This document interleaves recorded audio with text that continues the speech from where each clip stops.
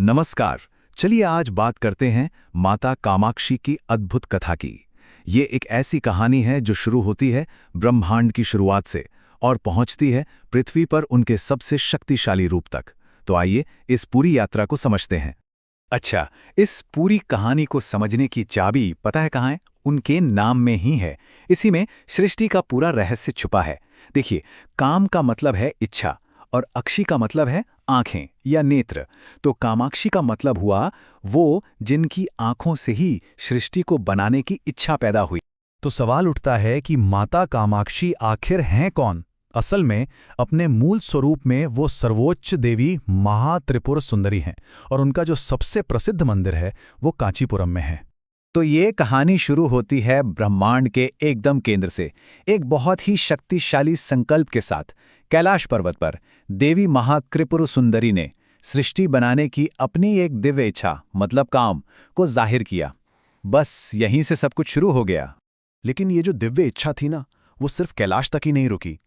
अब हम देखेंगे कि ये इच्छा पृथ्वी पर कैसे आई और एक ऐसी जबरदस्त तपस्या में बदल गई जिसने सचमुच पूरे ब्रह्मांड को हिलाकर रख दिया। तो देवी कांची पहुंची और वहां उन्होंने एक घोर तपस्या शुरू की। उन्होंने एक अग्निकुंड बनाया और उसके अंदर बैठकर ध्यान करने लगी। अब उनकी तपस्या से जो गर्मी और ऊर्जा निकली वो इतनी ज्यादा थी कि पूरा का पूरा ब्रह्मांड कांपने लगा। और इस जबरदस्त शक्ति को देखकर देवता तक डर गए। मतलब ये एक ऐसी शक्ति थी जो ब्रह्मांड का संतुलन ही बिगाड़ सकती थी। देवी का यही तीव्र रूप जिसने पूरे ब्रह्मांड को कंपा दिया, उग्र कामाक्षी कहलाया।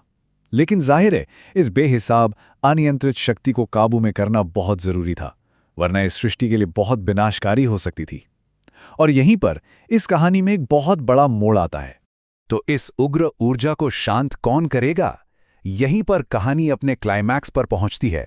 एक महान संत आते हैं जो इस विनाशकारी शक्ति को एक दयालु कृपा में बदलने वाले थे, और वो थे आदि शंकराचार्य। तो हुआ ये कि देवताओं ने आदि शंकराचार्य से प्रार्थना की और वो कांची पहुंचे।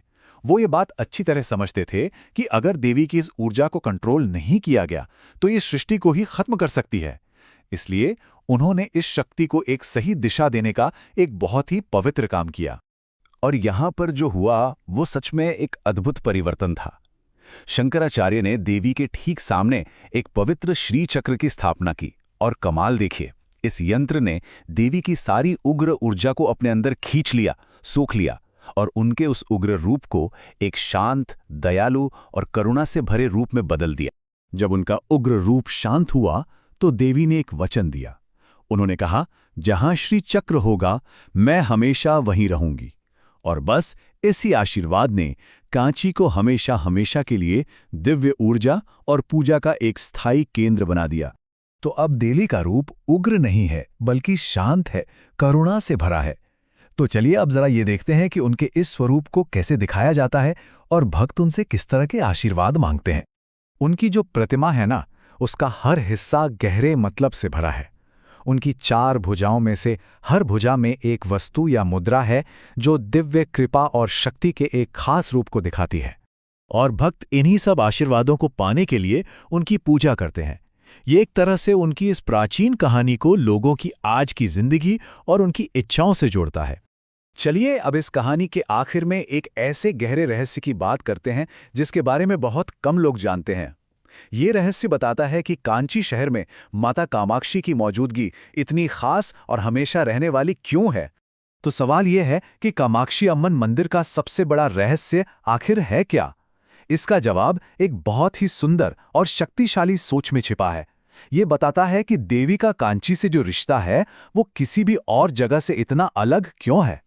तो जवाब ये है कि माता कामाक्षी कभी भी मंदिर छोड़कर नहीं जाती। क्यों?